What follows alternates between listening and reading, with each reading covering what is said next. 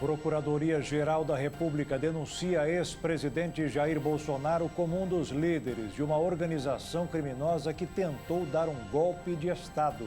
Brasil aceita fazer parte da OPEP. Ministro das Minas e Energia, Alexandre Silveira, faz coro pela exploração de petróleo na Foz do Amazonas.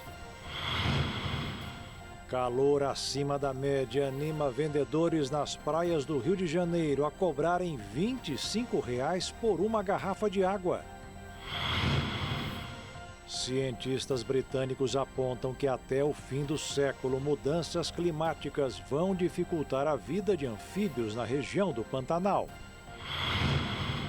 Presidentes dos Estados Unidos Donald Trump e da Rússia Vladimir Putin começam a acertar o fim da guerra sem ouvir o presidente da Ucrânia. Ministro da Justiça Ricardo Lewandowski diz que desconhece acordo de paz entre as facções criminosas Comando Vermelho e Primeiro Comando da capital. Incêndio não deixa feridos, mas provoca estragos em estúdios de novela da TV Globo no Rio de Janeiro.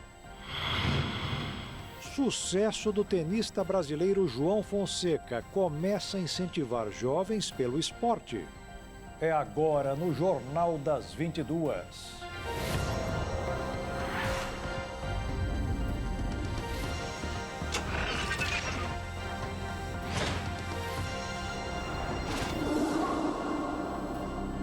Olá, boa noite.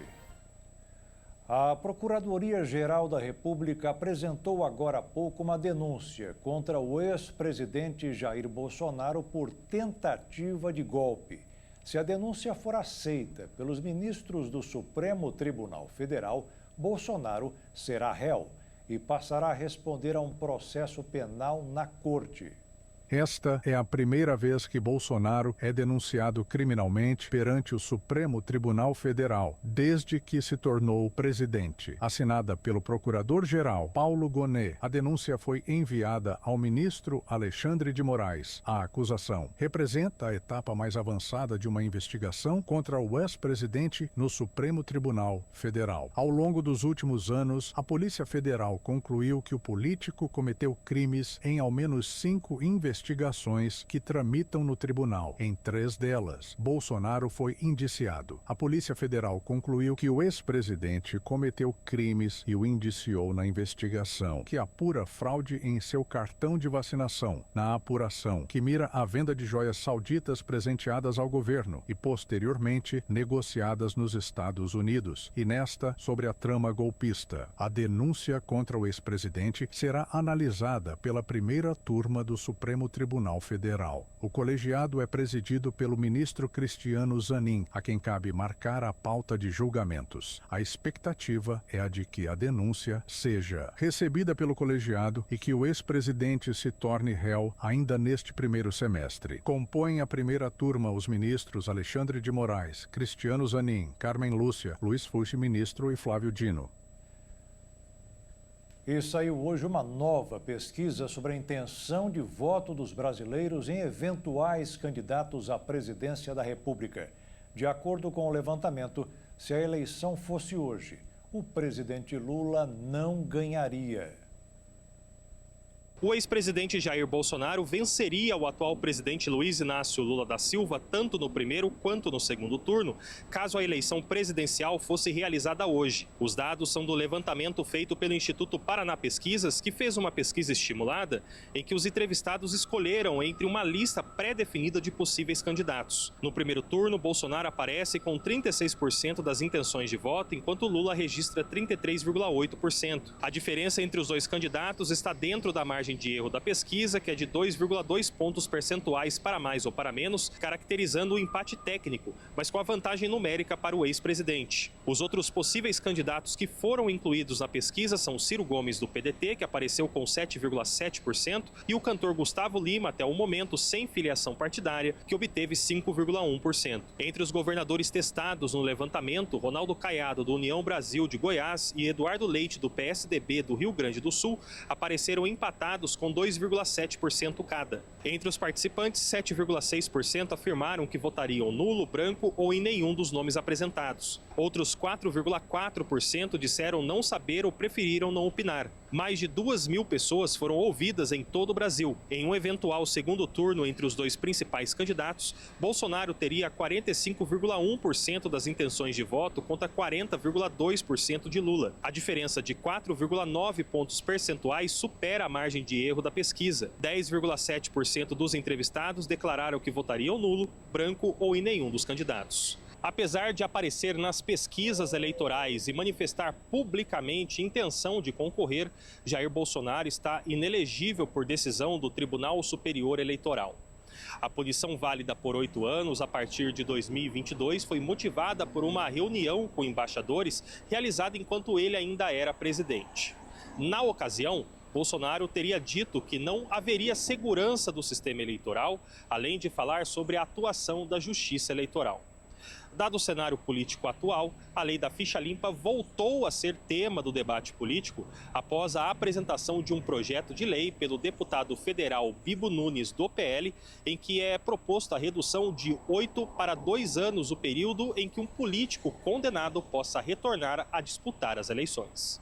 Caso aprovada, a proposta reduziria o prazo para condenações relacionadas a abuso de poder político ou econômico e uso indevido dos meios de comunicação, crimes pelos quais o ex-presidente Jair Bolsonaro foi condenado pelo TSE. Aliados do ex-presidente avaliam o projeto como uma possível alternativa para viabilizar sua candidatura em eleições futuras. O próprio autor da proposta, o deputado Bibo Nunes, publicou recentemente nas redes sociais um encontro com Bolsonaro para tratar o tema. Segundo ele, 8 anos permitem muita injustiça e defendeu que políticos corruptos devem ser presos em vez de apenas impedidos de disputar eleições. O projeto de lei está atualmente sob análise da Comissão de Constituição e Justiça e Cidadania da Câmara, com relatoria do deputado Felipe Barros, do PL, também aliado de Bolsonaro. Segundo o que consta no texto, um período de inelegibilidade de 2 anos já seria uma punição suficiente para preservar a moralidade eleitoral. A justificativa apresentada afirma que esse tempo afastaria a influência dos políticos condenados sobre o processo eleitoral sem comprometer excessivamente seus direitos políticos. O tema ganhou força após o presidente da Câmara, Hugo Mota, indicar que considera 8 anos um período excessivo. Ministros do STF já prevêem que uma eventual aprovação do projeto levaria a uma judicialização do tema. Além disso, caso a nova regra seja aprovada, ela não beneficiaria condenações já estabelecidas, mas apenas casos futuros. A chuva que atingiu a cidade de São Paulo na tarde de hoje deixou todas as regiões em estado de atenção para alagamentos a partir das 2 horas da tarde. O alerta foi do Centro de Gerenciamento de Emergências da Prefeitura. Após altas temperaturas, uma grande chuva atingiu São Paulo hoje. Várias regiões da cidade ficaram em estado de atenção para alagamentos desde as 2 da tarde, segundo o Centro de Gerenciamento de Emergências da Prefeitura de São Paulo. Segundo o CGE, as áreas mais afetadas foram as regiões de Parelheiros e Capela do Socorro, na Zona Sul. A Defesa Civil emitiu um alerta severo para os moradores da Zona Central e Leste. Nele, havia um aviso de atenção para raios, vento e granizo. Nos bairros Vila Mariana, República, Consolação e Santana, foi possível ver as pedras de granizo no chão. As instabilidades também devem se espalhar para o sudeste de São Paulo e cidades do ABC. Durante as chuvas, uma árvore caiu na via de trem na região da Estação Penha, afetando a operação da linha 3 Vermelha entre as 3h22 da tarde. Os próximos dias seguirão com calor intenso e pancadas de chuva isoladas no final da tarde. E com as altas temperaturas atingindo o Brasil inteiro, a solução para quem pode é ter um ar-condicionado. Mas com um aumento de mais de 500% na procura, está difícil encontrar os aparelhos. Com as altas temperaturas testando a resistência da população, existem várias alternativas. Mas existem os ricos. Deixar a janela aberta pode ser a entrada de um pernilongo da dengue ou de um assaltante de carne e osso. A saída, muitas vezes, é usar abanadores ou ventiladores que são mais baratos.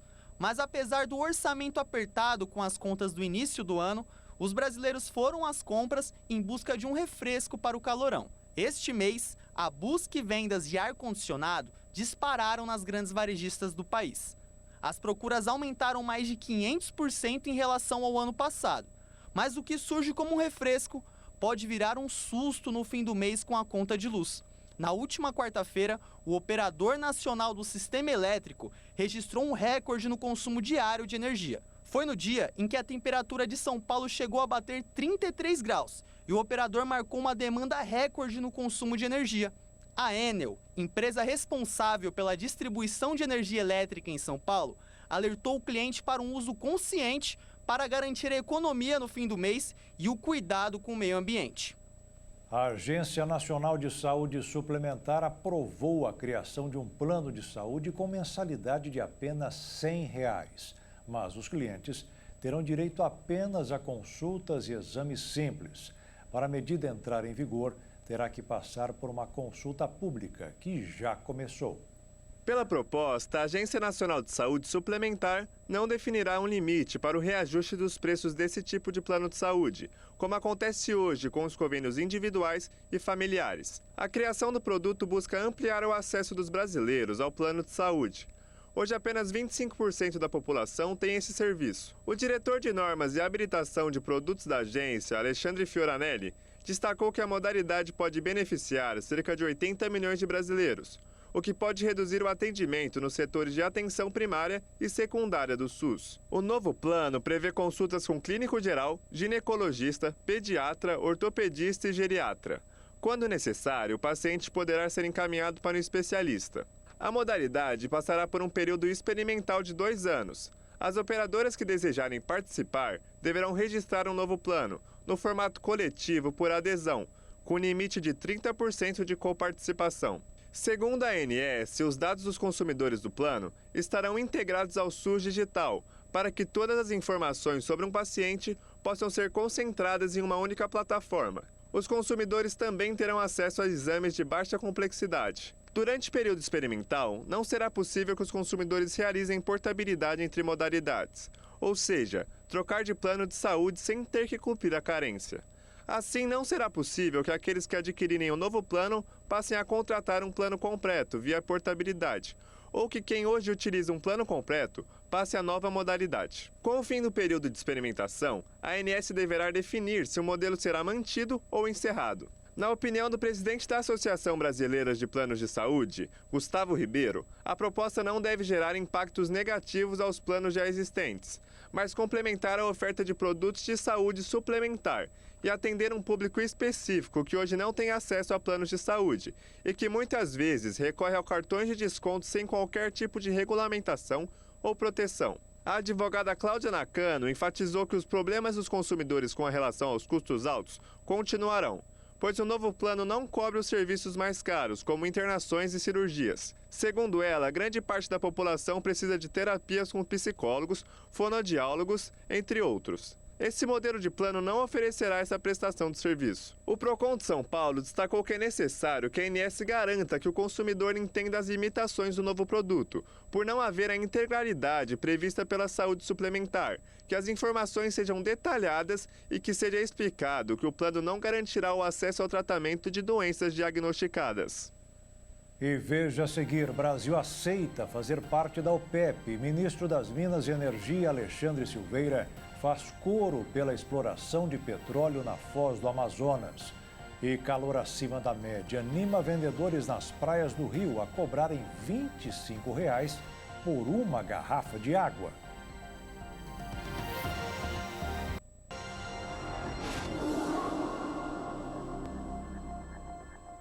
O calor dos últimos dias tem feito a alegria de alguns ambulantes que trabalham à beira-mar. Quem vai à praia e pensa em comprar uma garrafa de água gelada ou de coco, transpira mais um pouco. Não por causa do sol, mas pelo preço. O Rio de Janeiro segue enfrentando temperaturas acima dos 40 graus e a onda de calor deve persistir nos próximos dias. Na última semana, a cidade atingiu pela primeira vez o nível de calor 4, protocolo anunciado quando os termômetros marcam mais de 40 graus por pelo menos 3 dias consecutivos. Segundo especialistas, essa condição aumentou em 50% a mortalidade por doenças como hipertensão e diabetes entre idosos. Para amenizar os impactos do calor extremo, a Prefeitura do Rio ativou pontos de resfriamento em diversas regiões, oferecendo sombra e hidratação à população. Além disso, unidades de saúde registraram um aumento significativo nos atendimentos relacionados ao calor. Enquanto isso, o forte calor atrai cada vez mais cariocas e turistas às praias da cidade. Mas os preços dos produtos à beira-mar também subiram. Em Copacabana, quiosques chegam a cobrar R$ 8,00 por uma garrafa de água de 310 ml e até R$ 25,00 por 1 litro, valores muito acima da média dos supermercados. A água de coco, que normalmente custa R$ 10,00, pode ser encontrada por até R$ 20,00 em alguns estabelecimentos. Os ambulantes, por outro lado, ainda oferecem opções mais acessíveis, como água a partir de R$ 5,00 e água de coco por R$ 10. Eles justificam que a alta nos preços está ligada ao aumento do custo do gelo, essencial para manter as bebidas geladas. O saco de gelo de 3 quilos, que antes custava R$ 12,00, agora é vendido por pelo menos R$ 20,00. Com a onda de calor sem previsão de trégua, a recomendação das autoridades é reforçar a hidratação e evitar a exposição ao sol nos horários mais quentes do dia. A forte onda de calor que cobre parte do Brasil nesta semana tem causado uma sensação de que está mais quente do que os termômetros mostram. Um exemplo é da cidade do Rio de Janeiro, que vem registrando 40 graus. Mas para as pessoas, a sensação térmica pode chegar a 60 graus. Segundo a Prefeitura do Rio de Janeiro, a máxima desta terça-feira foi de 41,8 graus na capital fluminense. Mas a temperatura sentida pela população pode ser diferente da medida pelas autoridades. Apesar de os termômetros indicarem um valor exato, a sensação térmica também deve ser considerada e indica qual temperatura as pessoas sentem na pele exposta. No valor, é considerado além da temperatura do ar na sombra, que é a medida base, a umidade, ocorrência de vento e radiação solar. Não há uma padronização exata para o cálculo da sensação térmica. Um levantamento de 2011 apontou mais de 100 índices criados para chegar a esse número.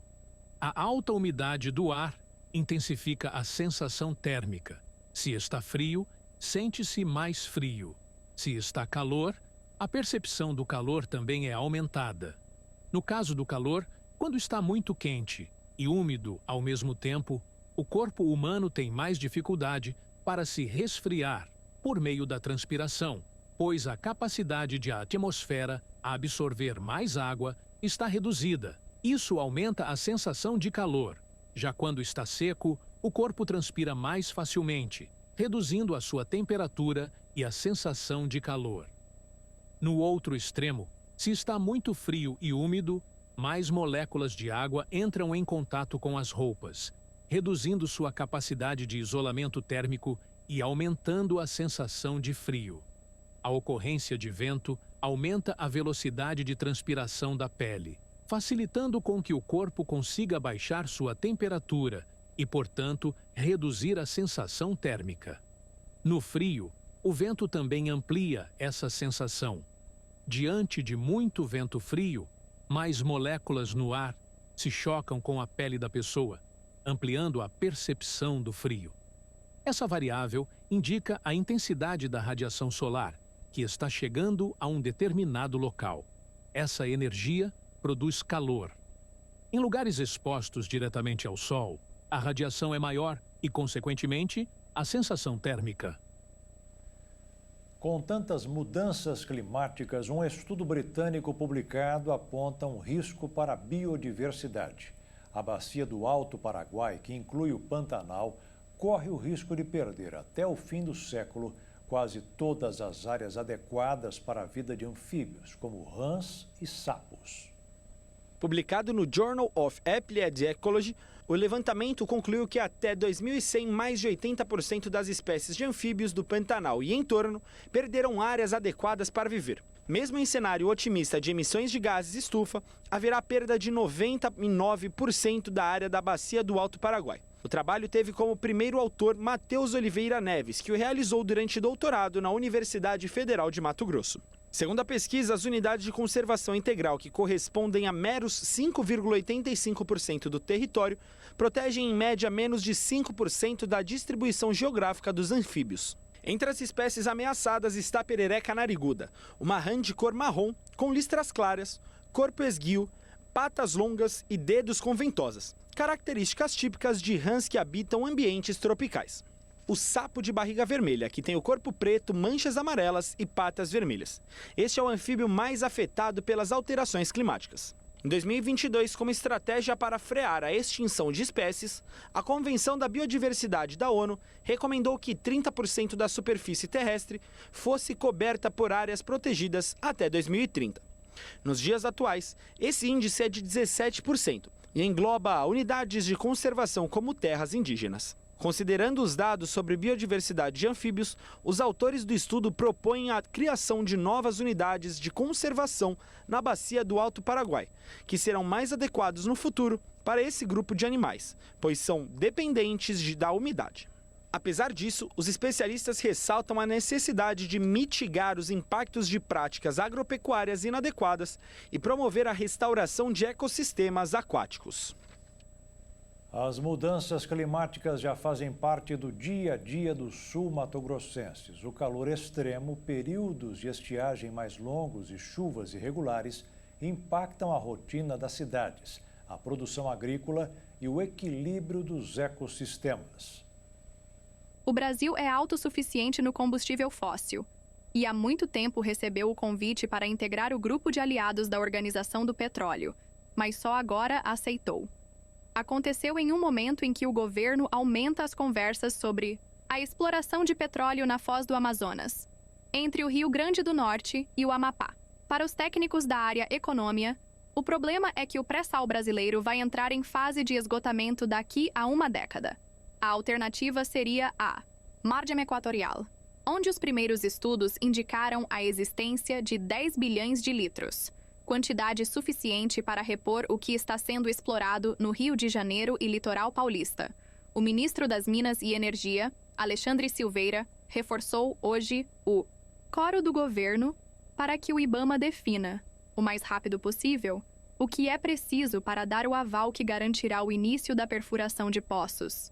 O ministro não falou em lenga-lenga, como o presidente Lula na semana passada, mas afirmou que os técnicos estão enrolando. O ministro tem mencionado publicamente, em diferentes ocasiões, que a Petrobras já atendeu os requisitos necessários no pedido sobre a margem equatorial e mandou um recado em tom ameaçador ao presidente do IBAMA, Rodrigo Agostinho. Sem citar o nome dele, disse que o órgão público é comandado pelo presidente da República. Quem está sentado naquela cadeira deveria ter consciência que aquele cargo é do presidente da República. E veja a seguir, presidentes dos Estados Unidos, Donald Trump, e da Rússia, Vladimir Putin, começam a acertar o fim da guerra sem ouvir o presidente da Ucrânia. E ministro da Justiça, Ricardo Lewandowski, diz que desconhece acordo de paz entre as facções criminosas, Comando Vermelho e Primeiro Comando da capital.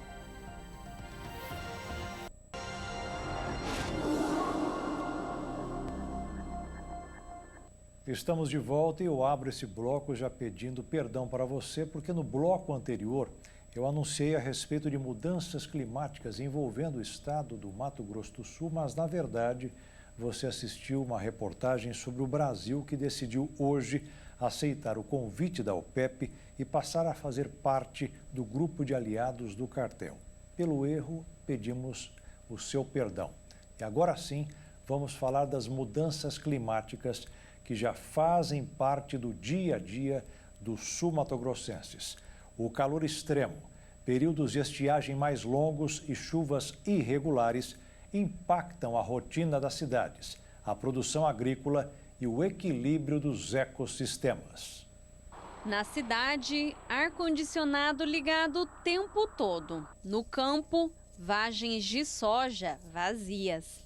Para este geógrafo e pesquisador em climatologia, os efeitos das mudanças climáticas são perceptíveis e confirmados através dos dados. Os dados de temperatura têm indicado um aumento de ondas de calor. Isso é um fato.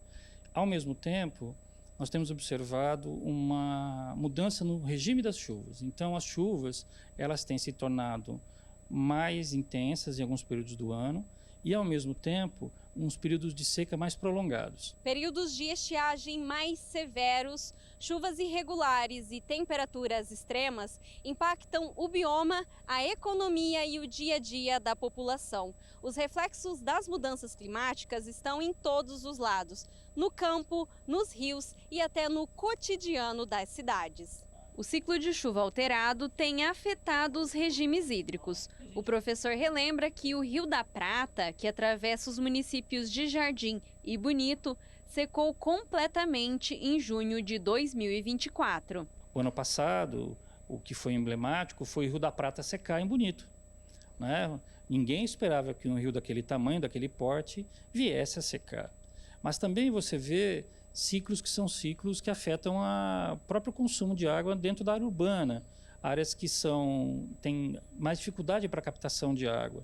E os poços, mesmo os poços subterrâneos, os lençóis estão mais baixos. Então, o que eu captava água a 30 metros, 40 metros, hoje já tem registro que eu estou captando a 100 metros. As chuvas são essenciais para a manutenção da flora e da fauna. Segundo este biólogo, a alteração delas afeta a alimentação dos animais e a reprodução das espécies. O regime de chuvas é o que dita o regime das florações das plantas, que dá os gatilhos para os animais se reproduzirem. Então, quando a gente tem uma mudança grande no tempo que fica sem chover ou no tempo que chove prolongadamente, os animais não têm aquele gatilho que eles têm normalmente para reprodução. É muito comum a gente ver a diminuição de população de peixes de um ano para o outro, quando tem uma seca prolongada, porque os peixes não têm aquele gatilho para migrar e reproduzir. As plantas é mais ou menos a mesma coisa. A umidade serve como um gatilho para a liberação de pólen, esse tipo de coisa. Além disso, o INPE, Instituto Nacional de Pesquisas Espaciais, registrou no ano passado um aumento de 187% nos focos de incêndio em Mato Grosso do Sul, o pior número dos últimos 10 anos. O problema ameaça ainda mais a biodiversidade. Com o incêndio, a gente destrói os ambientes onde os animais se protegeriam e se abrigariam. A gente antecipa as plantas que estão adaptadas ao regime de fogo, elas têm um gatilho no momento errado. Então, elas se reproduzem no momento diferente. Vai diminuir o sucesso da população para o próximo ano. Então, os incêndios, além de destruir, eles atrapalham a biologia, a história de vida dos animais e das plantas. A adoção de algumas medidas pode minimizar os impactos das mudanças climáticas. Entre elas, a ampliação de áreas verdes, o uso de telhados ecológicos e práticas mais sustentáveis na produção rural. Os especialistas defendem ainda que o poder público precisa tratar a questão como prioridade nas políticas ambientais. Que o poder público deve tratar com clareza e com seriedade os princípios das mudanças climáticas e saber que ele vai afetar a sociedade como um todo. Vai afetar a área da saúde, vai afetar a área da educação, vai afetar a área da produção agrícola. Isto é um elemento central. Os Estados Unidos e a Rússia estabeleceram 4 pontos principais para acabar com a guerra na Ucrânia. O acordo foi fechado hoje em uma reunião em Riad, na Arábia Saudita, sem a presença da outra parte interessada, o governo da Ucrânia. O primeiro ponto em comum entre Washington e Moscou é que as instalações diplomáticas estejam funcionando normalmente entre os dois países. O segundo ponto é que os Estados Unidos vão nomear uma equipe de alto nível para trabalhar nas negociações para o fim do conflito entre a Rússia e a Ucrânia, de forma que os dois países aceitem as regras estabelecidas e entrem em acordo para que a paz seja duradoura, o que inclui a suspensão das sanções contra Moscou. Já o terceiro ponto é que os Estados Unidos e a Rússia vão discutir juntos juntos, pensar e examinar a forma de cooperação geopolítica e econômica, que pode ser melhor para os dois países envolvidos com o conflito. O secretário dos Estados Unidos, Marco Rubio, afirmou que os dois lados concordaram em buscar 3 objetivos: restaurar as equipes de suas respectivas embaixadas em Washington e Moscou, criar uma equipe de alto nível para as negociações de paz na Ucrânia e explorar uma cooperação econômica mais próxima. Nenhum representante ucraniano esteve presente no encontro, que aconteceu em meio a um novo avanço de tropas russas sobre o território da Ucrânia. A reunião durou mais de 4 horas e foi sediada em Riad, capital da Arábia Saudita. Segundo o Departamento de Estado americano, as equipes trabalharão em um caminho para acabar com a guerra de uma forma que seja duradoura, sustentável e aceitável para todos os lados. Rubio disse que estava convencido de que Moscou está disposta a se envolver em um processo sério para acabar com a guerra. A possibilidade do líder russo se encontrar com Volodymyr Zelensky foi divulgada pelo Kremlin em uma coletiva em Moscou. Vladimir Putin disse que ele estaria preparado para negociar com Zelensky se necessário, mas a base legal para os acordos precisa ser discutida, considerando a realidade de que a legitimidade de Zelensky pode ser questionada, afirmou o porta-voz da presidência russa, Dmitry Peskov. A referência de Peskov a Volodymyr Zelensky parece ecoar uma narrativa já utilizada por Putin, de que o líder ucraniano não seria mais um presidente legítimo, uma vez que a Ucrânia não realizou eleições desde o começo da guerra. A Agência Nacional de Energia Elétrica alertou hoje para o risco de aumento no valor da conta de luz. Segundo o diretor-geral da ANEEL, Sandoval Feitosa, isso poderá acontecer em consequência da decisão do IBAMA de baixar a geração da usina hidrelétrica de Belo Monte, no Rio Xingu, no Pará, para obras de manutenção. Com isso, será necessário acionar as usinas termoelétricas para garantir o fornecimento nos horários de pico, e a conta de todos os brasileiros poderá ficar até 2 bilhões e 400 milhões de reais mais cara. E hoje foi dia de emissão de dólares pelo Banco Central. O mercado financeiro ficou atento apenas aos indicadores internos. Deu certo. O dólar caiu 0,41% e terminou o dia cotado em R$ 5,68. Na Bolsa de Valores, o resultado do pregão foi estabilidade, aos 128.532 pontos. Os juízes recém-aprovados no Tribunal de Justiça de São Paulo recebem mais que os ministros do Supremo Tribunal Federal. Eles são, na maioria dos casos, juízes substitutos que lidam com casos de primeira instância no interior do Estado. Dos 99 magistrados que entraram para o Tribunal de Justiça de São Paulo em 2023, pelo menos 93, no ano seguinte, receberam mais do que um ministro do Supremo Tribunal Federal. O calouro que obteve a menor remuneração líquida, na média, recebeu 39 mil por mês. O juiz iniciante com a maior média ganha 75 mil por mês. São, na maioria dos casos, juízes substitutos que lidam com casos de primeira instância no interior do estado. Vários são alocados em cidades pequenas, como Dracena, com 45 mil habitantes. Há também quem atua na Grande São Paulo, como Guarulhos. Já no STF, o ministro com maior contra-cheque é o Gilmar Mendes, que recebe 36 mil líquidos por mês. O fenômeno não é exclusividade dos recém-aprovados do TJ de São Paulo. Um ranking do Transparência Brasil mostrou que em Minas Gerais e em Mato Grosso, os supersalários passaram dos 100 mil reais por mês. No Tribunal de Justiça Militar de Minas Gerais, por exemplo, o juiz que está no ponto médio entre as maiores e menores remunerações ganhou 123 mil por mês em 2024. E no Tribunal de Justiça de Mato Grosso, a mediana de remuneração foi de 110 mil por mês. Os contra-cheques indicam principalmente adicionais relacionados a acúmulo de processos. Um relatório do Ministério da Justiça divulgado hoje afirma que o setor de inteligência prisional não detectou acordo de trégua entre os chefes das facções criminosas PCC e Comando Vermelho. A imprensa vem noticiando desde a semana passada que as duas facções fizeram um pacto em todo o território nacional para cessar as disputas dentro e fora dos presídios. Segundo Ricardo Lewandowski, O que foi identificado até o momento foi um acordo entre os advogados de ambas as facções para fazer ações em comum no judiciário para amenizar a situação carcerária nas penitenciárias federais de segurança máxima. A informação da suposta trégua entre as duas facções rivais surgiu após um vazamento, nas últimas semanas, de um relatório de inteligência da Secretaria Nacional de Políticas Penais que detalha ações coordenadas para tornar menos rígido o tratamento de presos perigosos no sistema penitenciário nacional. O ministro participou do Fórum Confederação Nacional dos Transportes de Debates, que teve foco na segurança pública e nos seus impactos no transporte de cargas e de passageiros.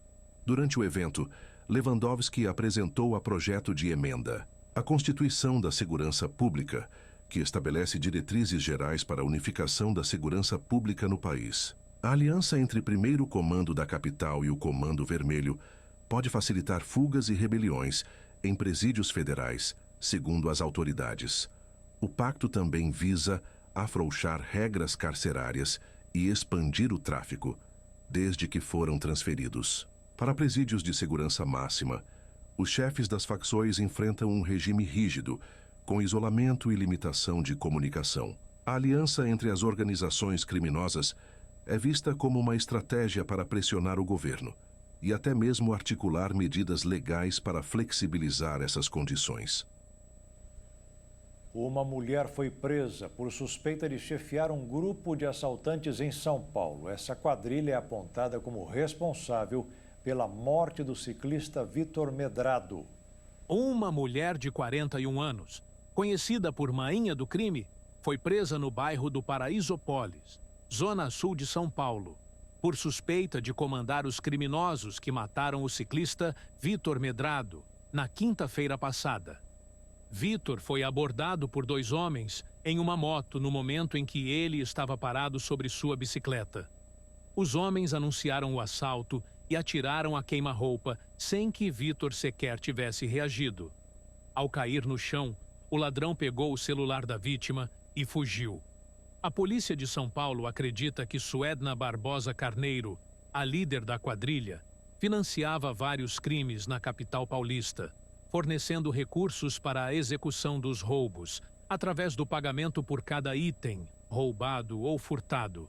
Durante a prisão da mulher, a Polícia Civil apreendeu armas de fogo, mochilas de entrega, capacetes e equipamentos eletrônicos. Esses itens serão analisados para aprofundar a investigação sobre a quadrilha. A polícia suspeita que esses equipamentos eram utilizados nos assaltos. 6 homens da mesma família são assassinados a tiros dentro de casa em chacina no Grande Recife. O crime aconteceu na madrugada desta terça-feira. 6 homens foram encontrados mortos a tiros na madrugada desta terça-feira, dentro de uma casa em Abreu e Lima, no Grande Recife. Segundo a polícia militar, as vítimas eram da mesma família. Não há informações do motivo do crime e nem de quem foi o autor dos disparos. As vítimas foram identificadas como Micael Menarison, de 18 anos, Lucas José, de 27 anos, Cauã Bernardo, de 16 anos, João Victor, de 20 anos, Henrique José, de 28 anos e Felipe José de Oliveira, de 23 anos. Segundo uma mulher da família, as vítimas estavam dormindo e pelo menos 10 homens encapuzados vieram se dizendo ser da polícia. Assim que a porta foi aberta, se iniciaram os disparos. Ela diz que o alvo seria Lucas, mas os 6 foram mortos. Segundo a polícia, todas as vítimas eram usuárias de drogas e após a chacina, os criminosos fugiram em direção à aldeia Grande Recife. A Polícia Civil foi acionada às 3h12 da manhã e enviou ao local uma equipe do Departamento de Homicídios e Proteção à Pessoa. A governadora de Pernambuco, Raquel Lira, comentou sobre o caso, dizendo que lamenta e que se solidariza com as famílias e incentivou a ação policial nas investigações. E veja a seguir: incêndio não deixa feridos, mas provoca estragos em estúdios de novela da TV Globo no Rio de Janeiro. E o sucesso do tenista brasileiro João Fonseca começa a incentivar jovens pelo esporte.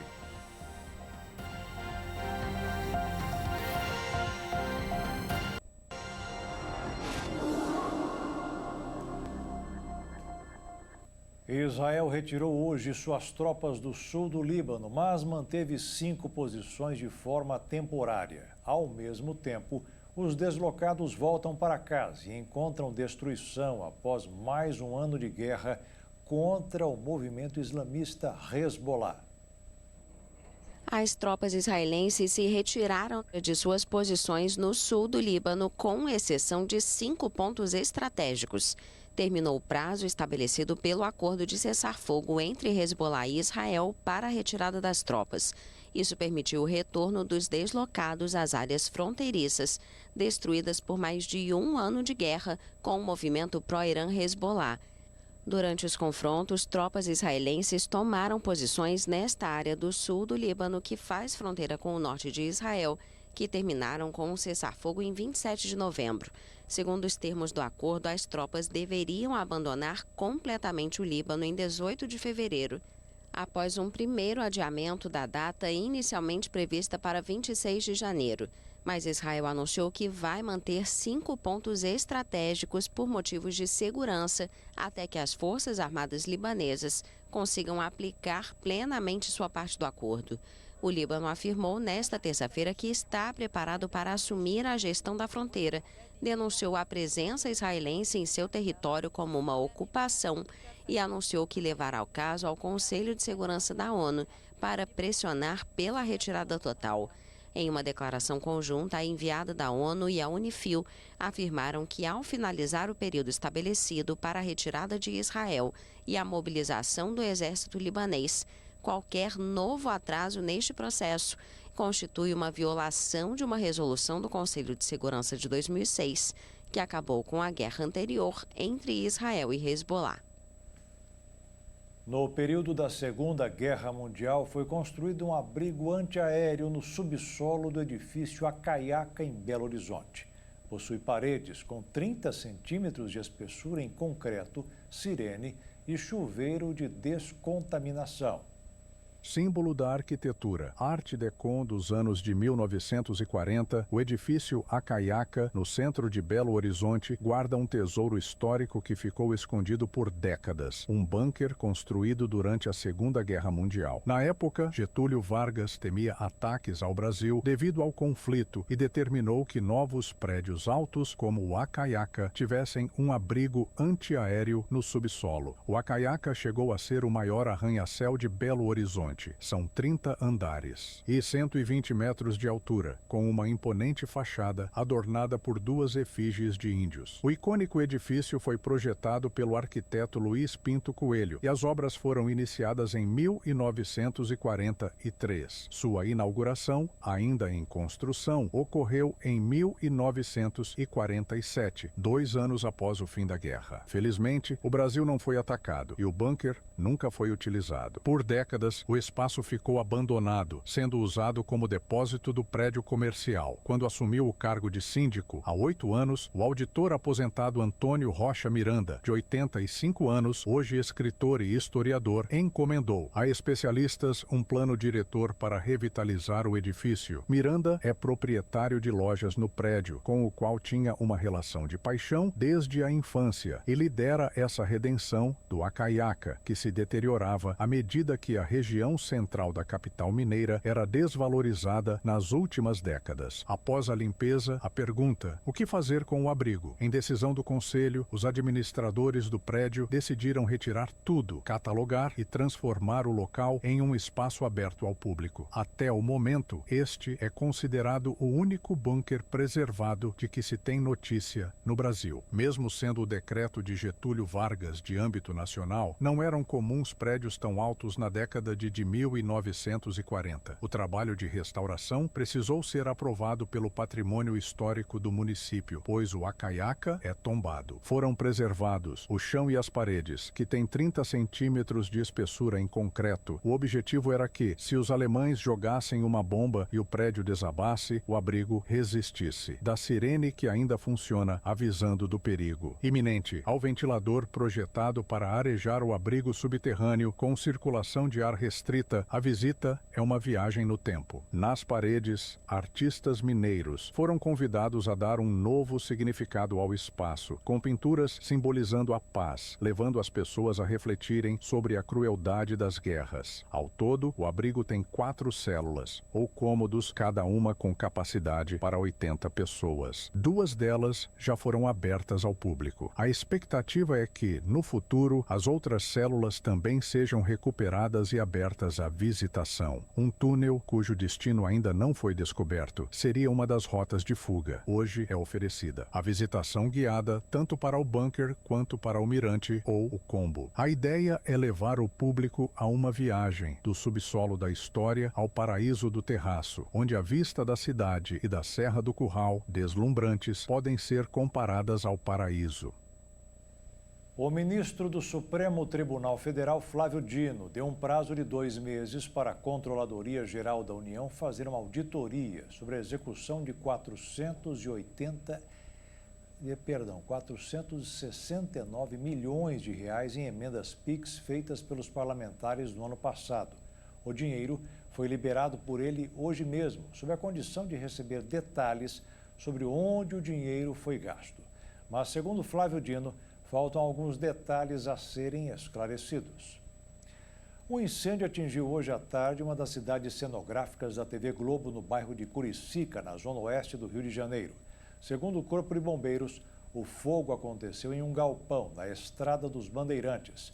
É naquela área que são gravadas as cenas de uma novela que ainda não estreou. De acordo com a emissora, o Corpo de Bombeiros, junto com a Brigada da Globo, atuaram para combater o fogo. Como não havia gravação no momento, ninguém ficou ferido. O atual número 1 do tênis, o carioca João Fonseca, está provocando um fenômeno igual ao de Gustavo Kuerten. O tricampeão de Roland Garros provocou uma corrida às academias de tênis. Jovens queriam repetir os feitos do ídolo. Agora é João Fonseca, o jovem de 18 anos, que no último domingo conquistou seu primeiro título profissional, o ATP 250 na Argentina, agora está disputando o Rio Open.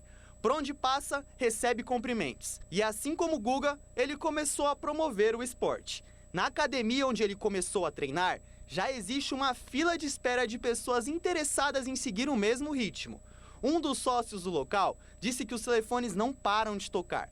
Mesmo com a alta procura, os sócios não se deslumbram com os números e mantêm a quantidade de 40 alunos para manter um nível de qualidade. O tênis é um dos esportes que exigem mais disciplina. João Fonseca, que no ano passado estava na posição número 650, hoje subiu para o número 68. Não à toa, treina com intensidade. Tanto que depois de conquistar o torneio argentino no último domingo, embarcou no avião no dia seguinte e chegou ao Brasil. Não demorou muito para voltar à quadra. Treinou no mesmo dia e hoje já está em quadra. Quando o jovem assiste uma jornada como esta, quer acompanhar. Até porque este ano ele já ganhou 6 milhões de reais em prêmios. Um incentivo a mais para aqueles que pretendem seguir o ídolo, que já avisou que seu objetivo é conquistar a posição número 1 do ranking. O Brasil aparece no topo do ranking de países mais bonitos do mundo e segue encantando turistas.